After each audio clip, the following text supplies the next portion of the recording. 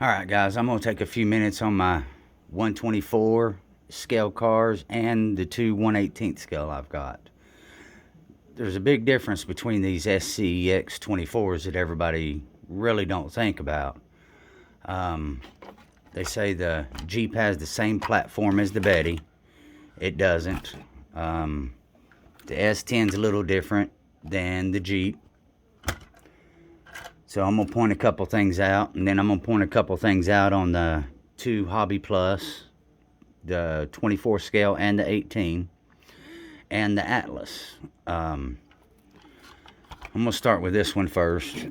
Of course, you've seen the video, hopefully, of what I said before. Right here. It's rubbing right here.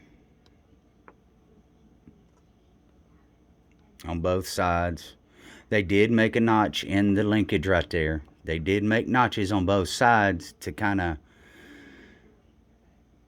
make it work, but it still didn't work. It's still rubbing. My video is not going to get in there real good, but it is. It's a rubbing on both sides, and you can check your trucks and you'll have the same problem. Only thing I've done to this one is I put new shocks on it, which the aluminum shocks I really like. Those are a lot better. Nothing on the inside. Everything's still factory. I like to keep my little crawlers pretty much, stock. Save my money and put it in my big cars. But I enjoy these things, and I want a couple of them that's going to run good. So I've done a couple little mods of this one. But the biggest thing about this model is the rubbing of the drive shaft. Because eventually, it's going to rub it. And it's going to end up getting too hot, breaking, gluing itself together or something. But one of the other things I do like about the truck is the drive shafts. With that portal drive shaft. I know a lot of guys like a straight rear end, axle housing, whatever you want to call it. Everybody likes the one that looks real, which is the straight axle, which is like the Hobby Plus. The Hobby Plus is the straight axle. And you can see the difference right here and here. It goes way back up in there. The Hobby Plus, the drive shaft sticks down. That's one thing I don't like about this one. When you're crawling with it, that drive shaft hits. If it hits just right, it makes your truck kind of jump one way or the other, depending on which way it hits. But I like the straight axle. It looks more realistic than the SCX 24, which I like the SCX 24. That's a good concept on the rear end. But I'm like most guys, I like the straight axle. But the only thing I don't like about this one is that drive shaft hanging down. So far, I've checked everything. Looked at this one underneath. And it seems to be pretty well built. The bad thing about this one, driving it, I love the way it looks. It's got the working headlights, working taillights. Is the tires are too small for it, for one thing. They're tiny. Compared to the SCX 24, you got a little dinky tire versus, something decent. The little small tire makes it hard, and I'm going to leave it stock, and I'm going to learn how to crawl with these little tires. So, but that's two of them. The SCX 24, drive shaft's rubbing. The Hobby Plus, I like it. It's hard to crawl with because it's top heavy. I'm going to add maybe some weight to it. Figure out something to do with these tires. Get some bigger tires on there, and I think that's going to help lift it up a little bit to where that drive shaft's not touching on there, whenever you're driving. So there's that one. Now I'm going to go to the Betty. And let's see. I'll go to the S10. I'll go to the S10 this time. So now you got two cars that's supposed to be the same platform, they say. But it's not. They're not the same platform. If you look, same thing on the Betty. It's drive shafts rubbing. Same thing over here, drive shafts rubbing. But if you notice on the Betty, it's more on one side over here, over in this area, than it is on the right side. It's rubbing more right in here on this side than it is this side. But if you don't really look at it, you wouldn't really notice it. But if you look at both of them, look at the linkage and look at the way the drive shafts are sitting. Look how much longer this drive shaft is. This is in the C10 and this is in the Betty. Look how much shorter. And if you look at the linkage, everything right there, it's all shorter in the front than it is on the C10. Now something else to look at on the C10 that I mentioned before is the rubbing. And if you look,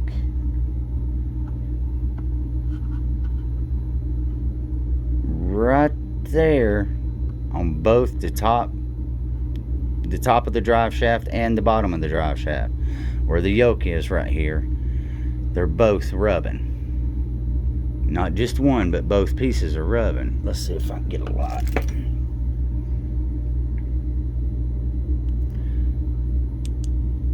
Let's see if I can get a... I don't know if I hope you guys can see that. But if you look, you can see around the edge of that bottom of that drive shaft, right at the very end of the drive shaft where both pieces go together, you can see it's rubbing on both sides. So that's definitely crazy.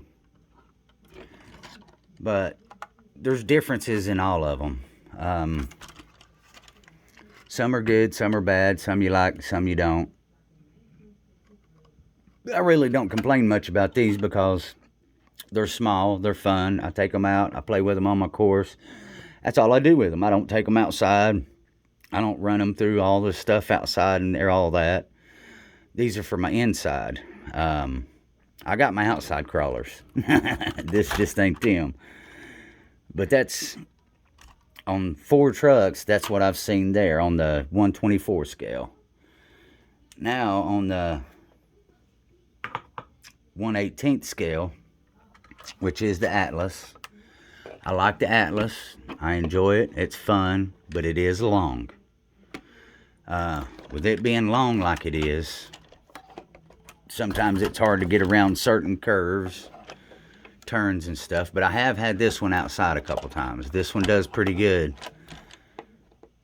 on real terrain outside just because it is the 6x6. And the tires don't catch. It does good. But just like the Hobby Plus, that drive shaft right there,